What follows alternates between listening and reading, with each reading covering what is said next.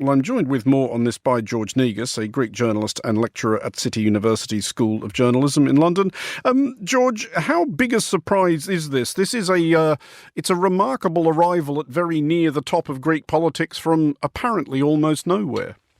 It certainly is, and that is exactly what is causing the shockwaves within the Greek left. I think the big issue that they are facing is that they need to realise that what is technically an outsider within a month was able to climb to the top of the lead and claim the leadership to their party. And in my opinion, that was only possible because they have been, having some issues under the carpet and not directly addressing issues within Syriza.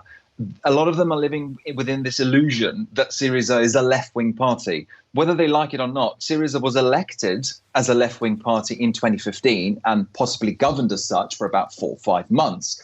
But let's not forget, they were in a coalition with an ultra-right-wing populist party.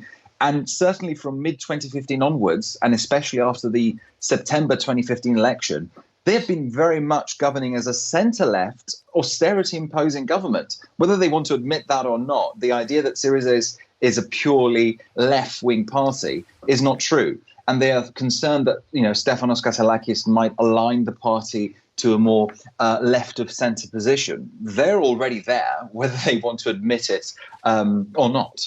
So what was Kasselakis' pitch? How did he get people to set aside whatever reservations they might have had about his background?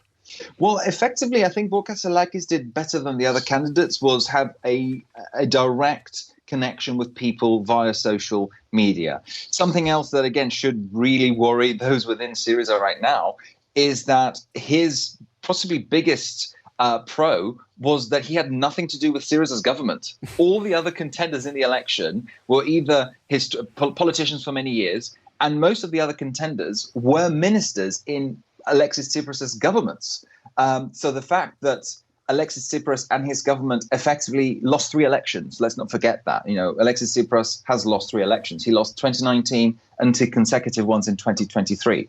So I think what many people saw in Kasselakis, whether they're right or wrong, that's a different discussion, was something different and possibly someone who could counter on a communications level, at least. We don't know what his politics are and how effective he will be. We genuinely don't know that.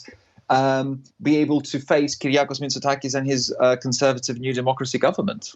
Is he not going to have fundamental difficulties with basic party management? Because for all the reasons you've just outlined, there must be a lot of conspicuously undelighted people at the top of the Syriza party. Oh, absolutely. And that's why, in my opinion, I don't think that a split in Syriza can be taken off the table. If anything, from what I'm hearing, we could even consider it imminent within, let's say, a month. But I think that this is a split that is not, again, as I was saying, it's not Kasselakis causing the split.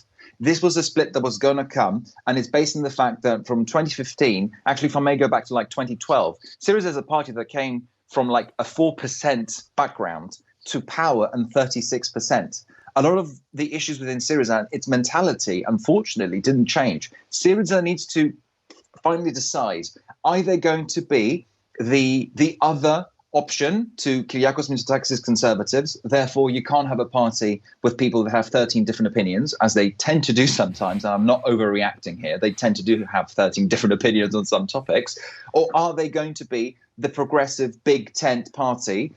This is an idea that has never really worked in Greece. If I may quickly, Greece currently has, and I'm not joking, 3 communist parties. 3, not one in parliament and 2 others.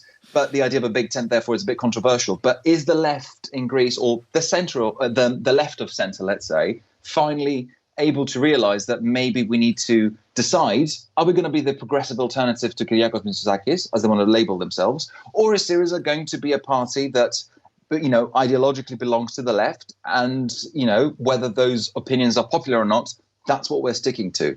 And this is a coming of age which Syriza has been delaying for about 5 years. It only happens that Kasselakis is now the leader, and these decisions need to be made. George Negas, thank you for joining us.